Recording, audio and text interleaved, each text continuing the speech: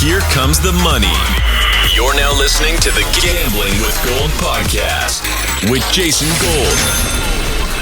Presented by Champions Round.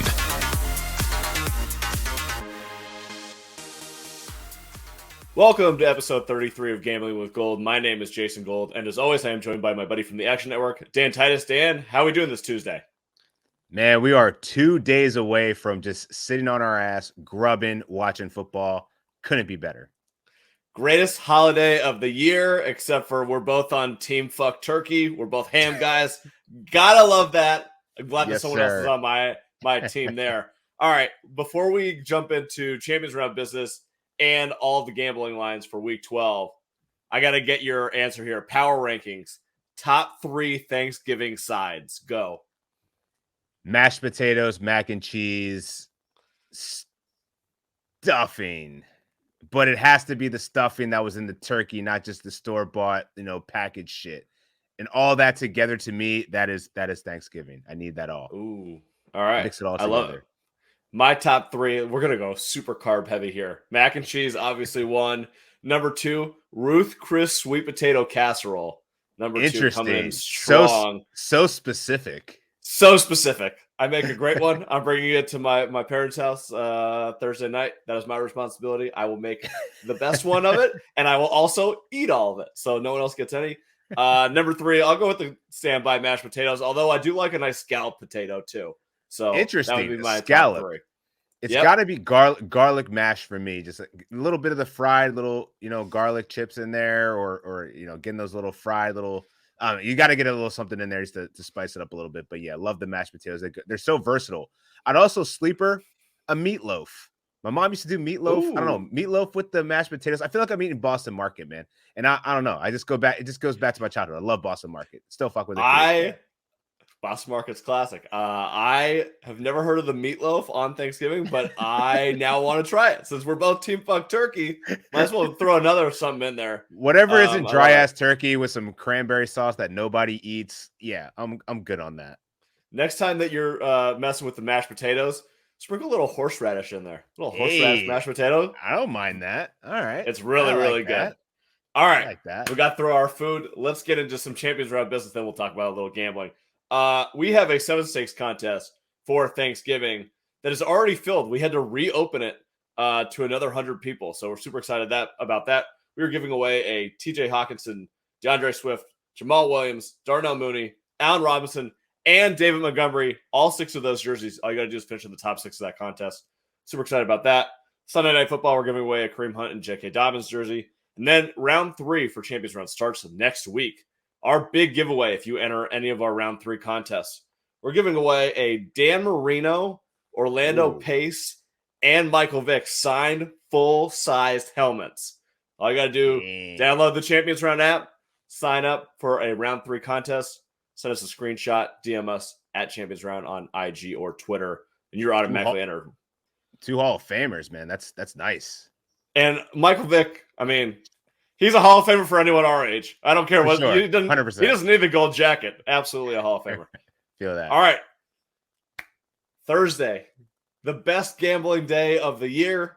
The day that all the favorites seem to cover. Let's see if the trend continues. So why don't we start off with the trashiest game? You'll be eating your first meal of the day during this game. We have the Detroit Lions hosting the Chicago Bears. Bears -3 over or under 41.5 right now. Looks like the Bears are going to start Andy Dalton. Detroit Lions trending towards Jared Goff, but maybe Boyle also. Also rumors out that this might be Matt Nagy's last game with the Bears. What do you think of this early line? Yeah, man, I'm with you here. I think you alluded to it. Thanksgiving's for the favorites. If you bet blindly with the favorites, going back to 2005, the favorites 32-14 against the spread, covering 70% of the time. So just by the trends alone, if you look at Detroit, man, you just don't take them against the spread as underdogs. They're 2-10 in their last 12 matchups as underdogs on Thanksgiving. So yeah, I'm going to fade them, and I'm going to trust in the Red Rifle, Andy Dalton, to get it done. -3 for the Bears. I'm going to take it. I'm seeing a lot of the tickets sitting on Detroit right now, 59%. of the tickets on Detroit, and 73% of the cash is also on Detroit, which is pretty interesting to me, considering that we don't know if we're going to get Jared Goff out there. Not that that's like even like that great of an upgrade anyway. Deandre Swift, we talked about it a couple of weeks ago, but Swift had more rushing yards than he had passing yards. So even if he's healthy, man, this dude sucks. So I'm going to trust the Bears in this spot. Yeah, so I have already bet the Bears -3. I bet the over 41.5. Hey, I like that too. Saw our boy Raybon put that through on the Action Network. I was already thinking about it. I was like, all right, well, someone else supports me. I might as well go in on it. The case for the over here is just turnovers and bad positions, putting the other team right in the red zone. I think that's probably going to be likely. I like what I saw out of Dalton last week, throwing the ball deep down the field to the Moon Man, Darnell Mooney. I think that's something that can continue against the Lions. If it is Jared Goff, I only like the over even more. I think he'll be able to score more points than Tim Boyle will. We saw Boyle last week. That was disgusting. He had 35 passing yards for every interception he threw. That is not a great ratio last time I checked. Like you said earlier, favorites cover on Thanksgiving for whatever reason that is. I think it continues this week, at least in 2 of the games. We'll get to that in a little bit, but Bears -3, give me the over. I am with you on this one. So let's go to the second meal of the day. Well, every gambling game is a meal. Raiders +7.5 at the Dallas Cowboys. Cowboys look like they may be without definitely Amari Cooper, maybe CeeDee Lamb. Over under 51 in this game. Ticket count right now, 33% of the bets, 40% of the money on the Raiders. So we've been talking about favorites. Dallas, bad loss last week. Big bounce back spot, or do the Raiders have their own bounce back in them? Yeah, I feel like the Raiders are going the wrong direction, and I got to back Dallas here, man. It's a week. It's the day of the favorites, so -7. I've seen as high as 7.5. So if you can grab it at 7, obviously the better. But yeah, I think that this is going to be Dallas's moment here. They got to get right. The Eagles are slowly creeping up, and not close enough that it's going to be at risk of the division, but they're definitely going to start feeling some pressure if they keep mounting some L's. So Dak's going to have to come correct. We've seen the Ezekiel Elliott wasn't as effective last week as he should have been. Amari Cooper's banged up. We don't know if CeeDee Lamb is going to play with his concussion. So yeah, I mean, this is really just a fade against the Raiders. Don't really like what I see out of them. Derek Carr has certainly regressed. Josh Jacobs, their run game is pretty much non-existent now. So yeah, I'm gonna take Dallas here by a touchdown, and think that they could easily win this by at least 10 points. Yeah, so I'm probably gonna stay away from the 7.5. That hook scares me a little bit here. Yeah, Raiders with Derek Carr could definitely backdoor this. Teaser piece 7.5 to 1.5. I'm gonna take this with everything. I totally think Dallas can get it right on the right track against this Raiders defense. You know, they can get to the quarterback a little bit, but didn't even really get to Burrow that much last weekend against a really poor Cincinnati line. So I have some concerns about the Raiders' entire deal going forward. It seems like ever since they got over the Gruden thing, fine. That Ruggs thing just seemed like it was a hit to the heart. Definitely. Yeah.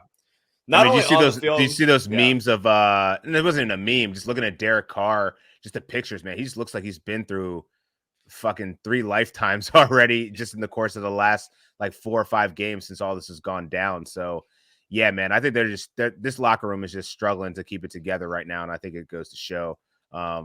Yeah, man, sometimes it's deeper than football. So yeah, I think the Cowboys roll here. Yeah, definitely. Any idea on the over under 51? I'm leaning towards the under in this one. I can see the Raiders getting really slowed down here, being bogged down. They haven't looked good in recent times. And Dallas, whatever we can throw out last week, shit happens. Football's football. Sometimes you get a weird game. But this Raiders defense, I assume they're going to be able to get home a little bit. I don't think that without Amari and CeeDee Lamb that they're going to put up like a 40 burger in this one. They may be able to run the ball really effectively, but that'll just shorten the game. So I think I'm leaning towards the under 51. I lean the under as well, like for most of the points that you said. All right. Last game of the day, little dinner time action. I will be about 4 bowls of macaroni and cheese down at this point. Maybe digging into some pumpkin pie around halftime here. Buffalo pumpkin pie, no. Oh, I'm a pumpkin pie guy. You're not a pumpkin pie guy? We're sweet potato pie guy, but everything else we're good. We're good. I already told you off the top, the sweet potato casserole and then the pumpkin pie. Okay. All right. Yeah. So you get a little bit of it too. All right. I feel Yeah, I'm not against sweet potato. I'm a big sweet potato guy. All right. Buffalo -6 at New Orleans. Over under now at 45. I'm guessing that the line went off. So earlier this week, Buffalo -4, over under was 46.5. So I'm guessing that is some bad news coming out of New Orleans on the injury front. Mark Ingram might be down. Alvin Kamara may not be back. Simeon's not looking too hot. Taysom Hill just got a $90 million contract for playing God knows what the fuck position. finesse God. Buffalo, I mean, we said it last week. We liked Indy. They got smoked. Jonathan Taylor with a fucking 51 burger and fantasy points on him. I like Buffalo in this game. What say you? I like Buffalo too. I think you're right. I think that the market's already adjusting here. This line opened up at 4. It's now at 6.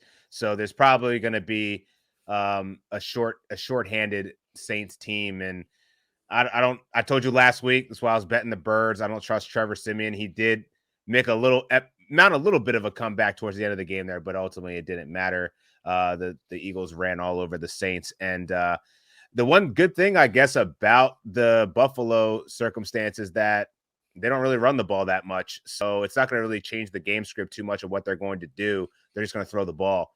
And after they just got embarrassed by Jonathan Taylor and the Colts, I think they're going to be pissed off. It's a short week.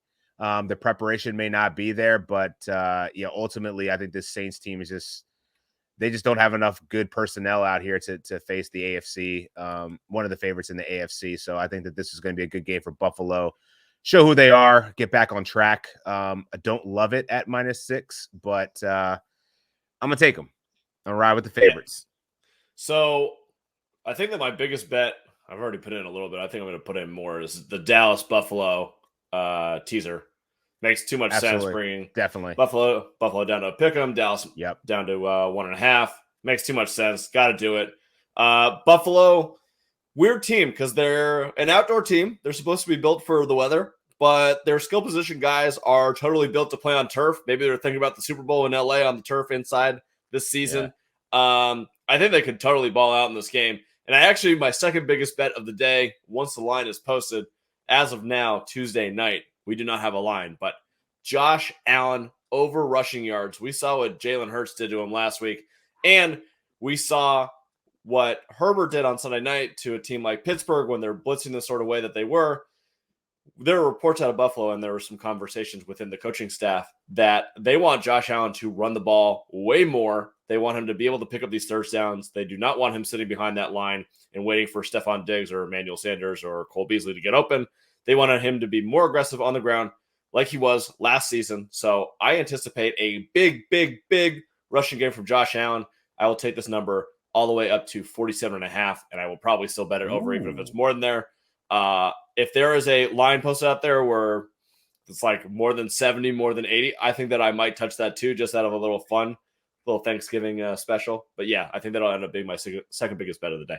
So I got a couple lines for you. DraftKings has it at 34.5.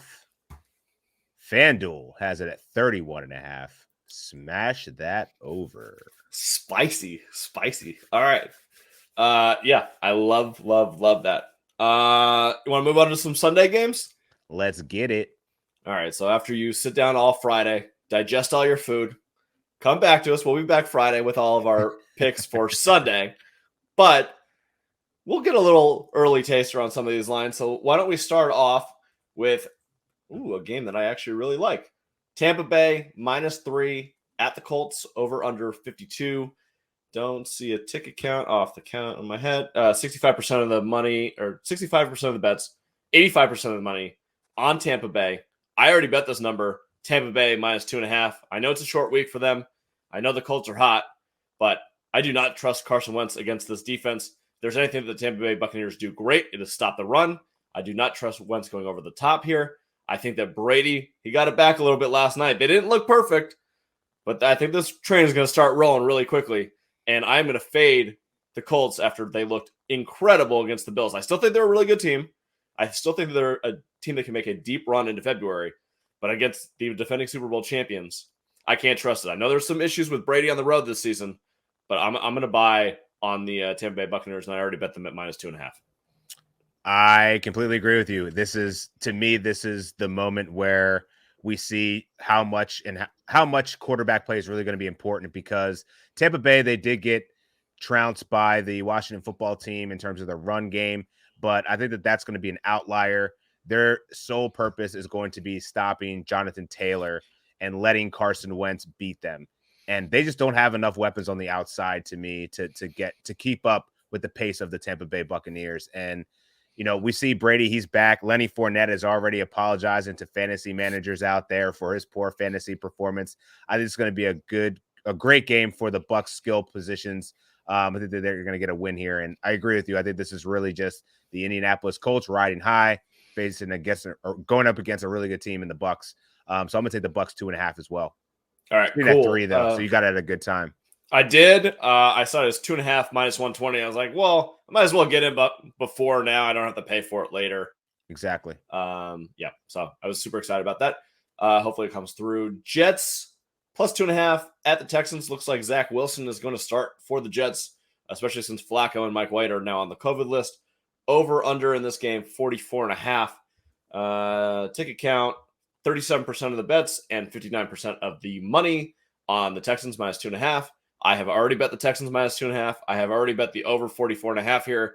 Absolute smash spot with Zach Wilson coming back after all of these injuries. I think he's going to look terrible. And we saw it last week. I called it on the show. Houston money line against Tennessee. One of my best bets of the season. So we're going to ride with Ty God until he takes me out. So yeah, give me Houston -2.5 here. Yeah, man, I no disagreement here, because we said it last week.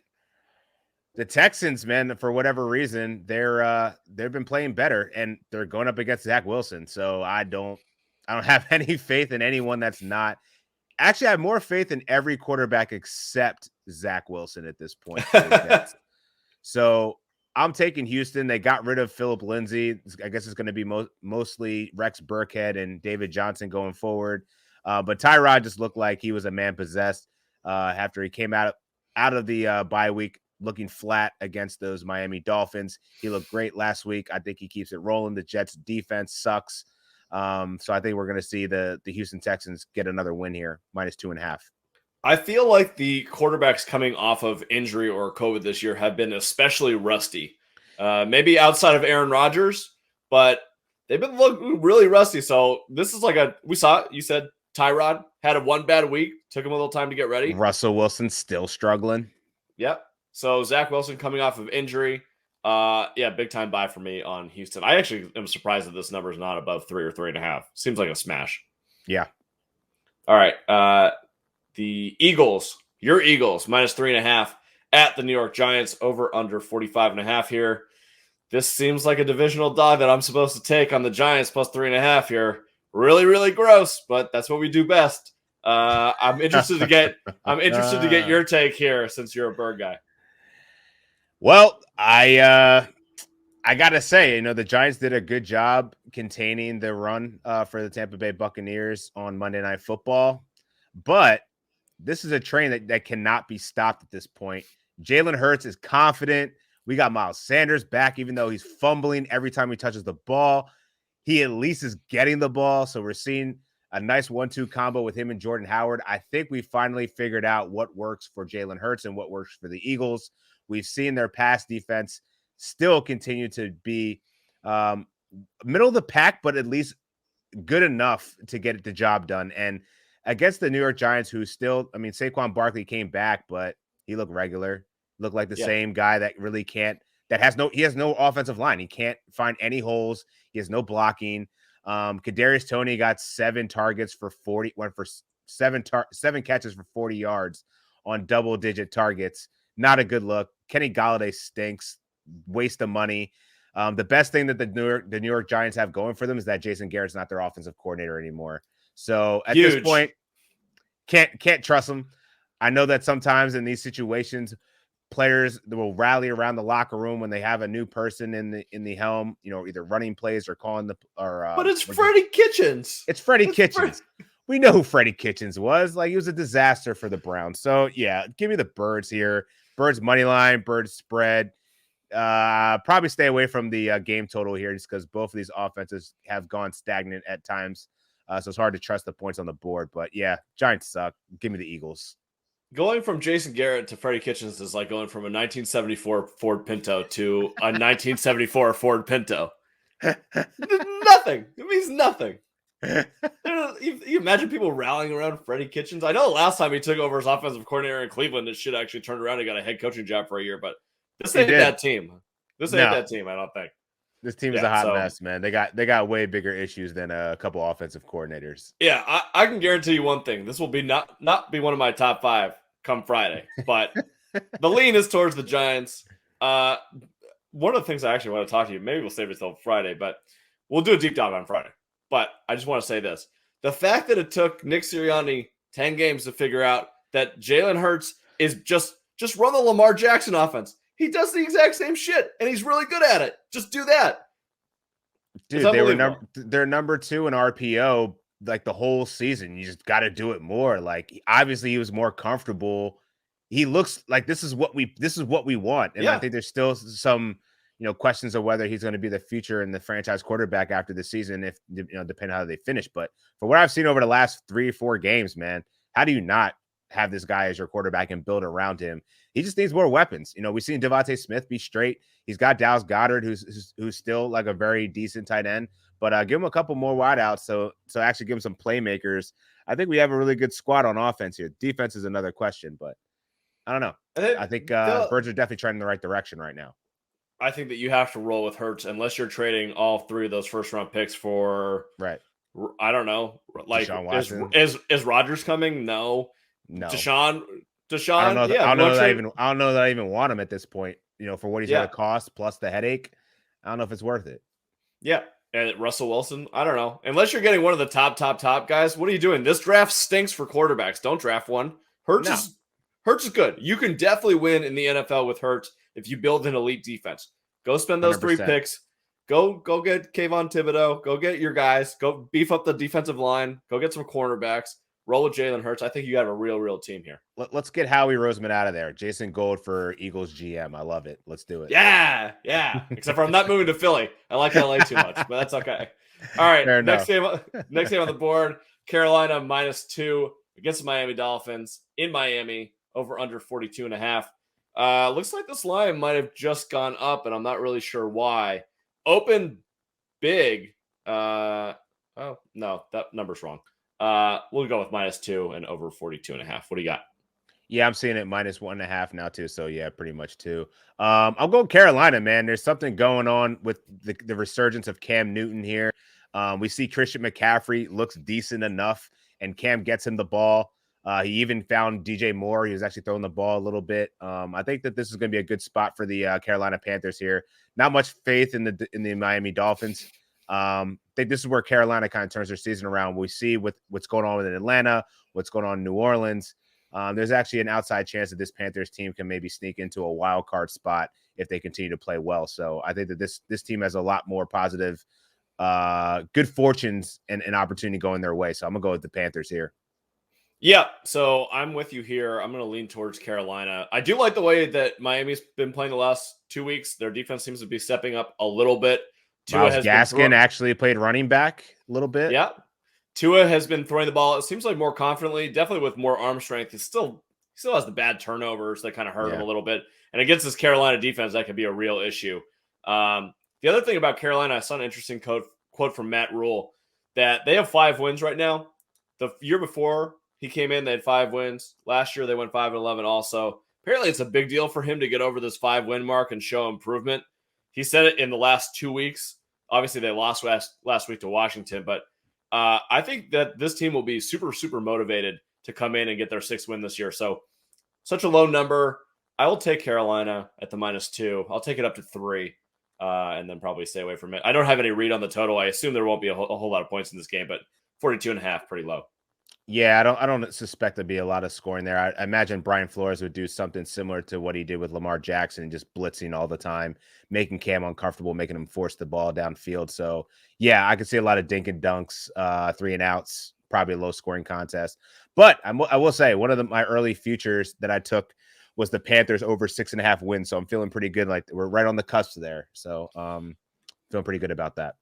Yeah, I like that a lot too. All right. Tennessee +6 at the red hot New England Patriots over under 44. This Titans team, it is gross out there right now. It is getting awfully gross out there. Oof, man. This offense isn't doing anything. They released Adrian Peterson today. Defense still looks pretty good. I know that they lost last week, but they still held the Texans kind of in check. Patriots, I don't know what else to say. They basically look like they're the Tom Brady Patriots all over again with less of a downfield passing game. I don't know. This number screams bet the Titans, but do you want to get in front of the Patriots train right now? Because I sure don't. Bro, this is the definition of gross. It doesn't get any grosser than this. This is the Titans. They've looked awful. They lost to the freaking Texans, and Ryan Tannehill continues to just be a turnover machine. They don't know what's going on in the running back room. Is it Deontay Foreman? Is it Hilliard, who's just popped up for Jeremy McNichols, who's been kind of out with injuries? A.J. Brown's just been the only person for Tannehill to really throw to besides Michael Pruitt at this point. It doesn't get any worse for the Titans. So give me the Titans +6. Yeah. For some reason, it's got to be. I don't know. This Titans team finds ways to win. I think they'll find a way to cover here. The New England Patriots have been great. We've seen Mac Jones just be a solid game manager, not having to throw for many yards, just really leaning on that defense and that run game. But this Titans defense can actually play a little bit of D against this Patriots offense. So if the offenses neutralize each other, could see a really small, a low scoring game here. So give me the Titans +6. I think this is a good spot for them. The puke-worthy bet of the week goes to Dan on +6 with the Titans. I love it. I'm learning, bro. I'm learning. I'm trying to imbibe much of this grossness that you speak to me every week with. It's great. All right. I love it. Profitable. I love it. I did see that this hit 6.5 and got quickly bet down. So seems like that is the number for the sharps to take this one at. So it's 6. You're probably on the right side here. I'm not sure about getting in front of the Patriots right now, but it is gross. Love gross. All right, let's go to Pittsburgh +4 at the Cincinnati Bengals over under 45.5. We got the ticket count here is 40% of the bets, 48% of the money on the Bengals. We buying into the Steelers after a really good comeback that ultimately fell short last week without all their defensive pieces, or we buying the Bengals having another win after beating the Raiders last week? Buying the Steelers. I saw a little bit. I think it's a better Big Ben Roethlisberger. He actually found a way to get the ball to Chase Claypool, which I think he's been struggling to do. He threw it down the field. All he needed to do was get COVID. He did. Man, it's crazy how certain people will have other reactions and then other. He's the only one that bounced back well. Which is crazy, but this is a divisional matchup, man. This is where it matters.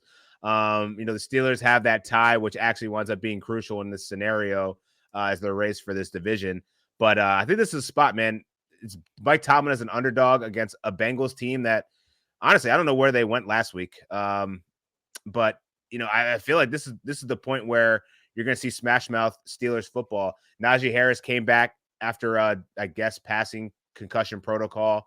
I think it's going to be a good game, man. This is going to be a lot of smash mouth football of Joe Mixon and Najee Harris. But I think ultimately you're going to get Big Ben being the vet. I don't know that the Minka Fitzpatrick, we don't know if he's going to be back yet. That's certainly something that's going to make a difference, especially holding down Jamar Chase. But yeah, give me the Pittsburgh Steelers +4.5. I think that's a bit too hefty for a Bengals team that's been inconsistent over the course of this season. Yeah, that number was so high it almost scared me off to see if the sportsbooks were trying to lay a trap. I thought it would be 3. Yeah, it's not. Yeah, 4.5. A little dicey there, so I might stay away and get some more information here. For me, it seems like if TJ Watt's back, this is absolutely a smash spot for Pittsburgh. I think that they can win this game outright. They'll definitely be in some round robin money lines for me. I don't trust fully the Bengals yet. They have too many issues on that offensive line. The Steelers are able to get home. This could be a really ugly game offensively for the Bengals. I actually like, now that I talk about it, I like the under 45.5 in this one. Agreed. All right, let's move over to, this is a gross game. Atlanta -1 at Jacksonville all of the money in the world is on Atlanta. 75% of the bets, 92% of the money. Yet the line's not really moving that much. Are we betting on Trevor Lawrence and the Jaguars, or do we think the Falcons can bounce back after putting up a zero burger, an egg against the Patriots? Yeah, this one's tough, man, because right now it's pretty much a pick 'em, and I don't know that I can trust the Falcons after what I saw. Without Cordarrelle Patterson, man, this offense was just horrendous. Matt Ryan looks like he's a shell of himself. I just think it's just a lack of weapons. With Calvin Ridley out, there's no one that can really do anything to take the top off of the defense. He's having to throw underneath routes the whole time to Kyle Pitts. Like, that's the only guy to really check. The running game is non-existent. So part of me, I'm probably going to stay away from this one. But if I had to bet it gun to my head, I'll take Atlanta. -1, but because I just don't know what I see out of the Jags either. They lost Jamal Agnew, who was probably their best receiver. So I guess it's Visca Chenault season again, or some shit. Who knows?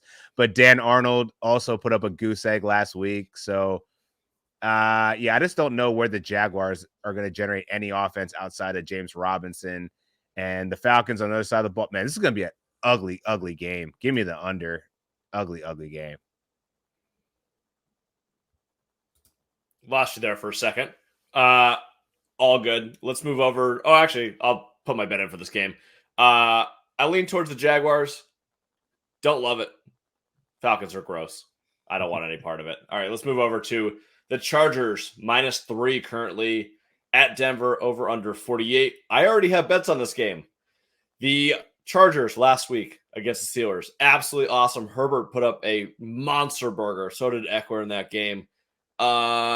This is when you fade the Chargers. Give me Denver coming off the bye, +3 at home. I absolutely love this game. Might be one of my best bets of the week. I already bet the money line, +130, and I bet the under 48, which actually might be the best bet in a game full of best bets. I love the whole board here. Divisional matchup, and the Broncos are back at home. I don't mind it. You know, the Chargers riding high after Justin Herbert pretty much put on an MVP performance over 300 yards, 90 rushing yards, game winner. Yeah, perfect spot to fade him, right? So I'll ride with you here. I think I'll take Denver +3 at home. So right now I'm seeing 65% of the money's on the Chargers. 80% of the tickets are also on the Chargers. So yeah, I'm gonna fade the public here and the sharps. Go with the Denver Broncos. Oh, I'm seeing 80% of the bets and 60% of the money on the Chargers. So actually the sharps are buying, it looks like, a little bit on Denver. And the line hasn't moved at all. So at all. Yeah, some interesting thoughts there. Best game of the day, Rams at Packers. Rams currently +1, over under 48 here. Rams coming off a bye, but 2 gross losses. Rodgers dealing with a toe injury, although it's a pinky toe, so he's probably just bullshitting his way out. What the fuck he's talking about at this point. They lost last week, but the offense looked great. Outdoor team coming from the west to east. Everything lies over the Packers here, but man, I got to tell you, after the way the Packers looked last week, and I think the Rams off of a bye, I think the Rams are going to win this game, but I do not have the stones to bet it. Yeah, why not just tease them up then? I thought that's the probably the safe bet. But yeah, I mean, it's not like Matt Stafford hasn't played in Lambeau before. Pretty familiar. He just usually stinks there. He does stink, but he's never had weapons. Unlike, I mean, Calvin Johnson's done his thing, I'm sure, in Lambeau. Yeah. But he's never had the weapons that he has now. Very curious to see how Odell Beckham comes out and looks. Is like, you know, with a couple weeks of practice now. He didn't really get much work in the Thursday game, obviously, because he came over so late. But yeah, I'm or Monday night game. I'm on the Rams here. I'm gonna tease them up. Get that to 7 points. And yeah, I'm ready to see that the Rams kind of bounce back here. They've made a lot of transactions, talking a lot of shit. I feel like this is a good time for them to prove it. And the Packers, while good, their defense was kind of lacking. I think that this is going to be a way better offense that they faced with some of the injuries that have kind of popped up for the Packers. They're going to have some work to do to stop this offense. So even at Lambeau, I still like the Rams' chances. All right. Rams teaser. Lock it in. Love it. All right. Next game. Actually, I love the teaser here too. Vikings now plus 3.5 at San Francisco, over under 48. Take the Vikings to 9.5. I think they can get this done. I don't think they're gonna. I don't know if they're gonna win the game. I think that they can cover the 3.5 for sure. San Francisco, it's a win at Jacksonville. Whoop-de-doo. I know they're coming off of 2 straight wins, but that team still has issues. Vikings, my problem with betting them is they're riding. They got to be riding a little bit too high. Kirk Cousins, buying one game, fading the other game. I get it. Plus 3.5. Maybe I'll be on the Vikings. Plus 9.5. Abso-freaking-lutely, I want the Vikings there. I love that as a teaser play. 9.5. Absolutely do love that. The Niners, they did their thing against the Jaguars. We thought that they were going to be snoozing, coming on an East Coast road trip, playing at a 1 o'clock game, but they handled business. Deebo Samuel / running back now, like 7 carries for 70 yards. Crazy. And Ayuk is back. And Ayuk he finally popped up. They found him the ball, and George could. I mean, respect to Jimmy Garoppolo. Somehow he's figured out how to play football again. And the San Francisco 49ers have actually strung together a couple of good games in a row. But here's where the buck stops, man. I feel like I think that the Vikings also are a good team, just very unfortunate. And it's really just been, whether the play calling will just be super conservative and then, they'll lose the game, or Kirk Cousins will lose the ball, or will turn over the ball and lose the game on his behalf. But yeah, I think that they can keep it within 9.5 points. So I love this teaser play. All right. Next one, Cleveland plus 4 at the Ravens, over under 45.5, Sunday Night Football. This game screams stay the fuck away. I don't want any part of either side here.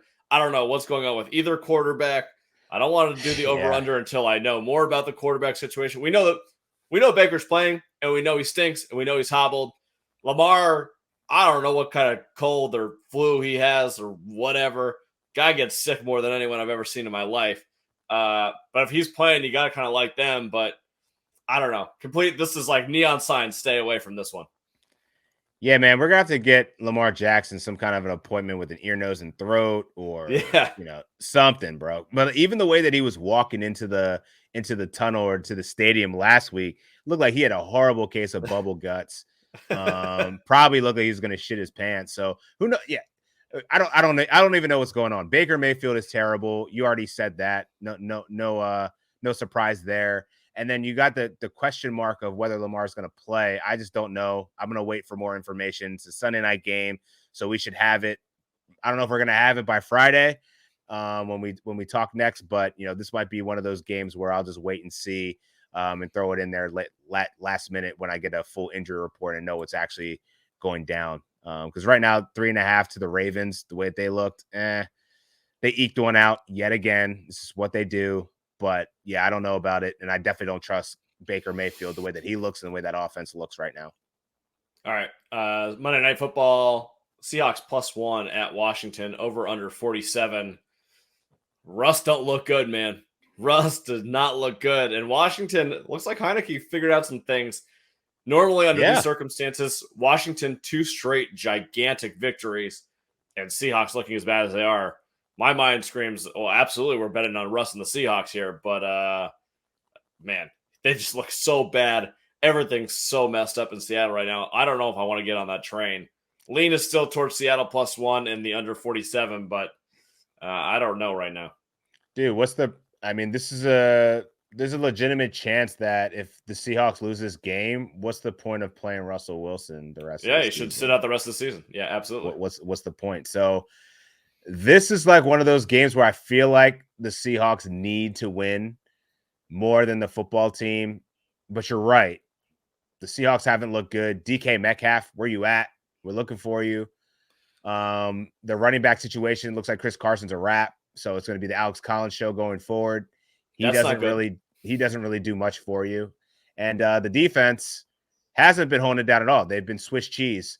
So while they played pretty well against the Packers for a time, it eventually unraveled. And I don't know, you're right. I think the football team figured out a couple things. And I think that Antonio Gibson could have a day against this rush defense. And who's to say that Terry McLaurin doesn't go nuclear against this horrible secondary? Yeah. So, yeah, it's tough, man. Give me the Seahawks here. reluctantly, but yeah, I think that Russ is going to will them to victory somehow. But who knows? This could be the end of Russell Wilson this season at the same time too. So yeah, not really a fan of this game. I think that we both have the little Russ nugget in the back of our head that we just can't quite wash away yet. It's like, this is still Russell Wilson.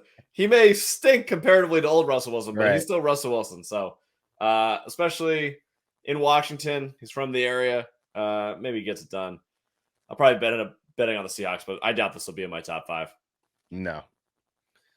All right, that does it for episode 33 of Gambling with Gold. We will be back on Friday. Everybody have a great Thanksgiving. Remember to download the Champions Round app and play 7 stakes and round 3 for all of those great giveaways. For more information on all that, follow us on Twitter and Instagram at Champions Round. Until Friday, enjoy all your Thanksgiving food except for fuck turkey. Fuck turkey. Peace. See ya.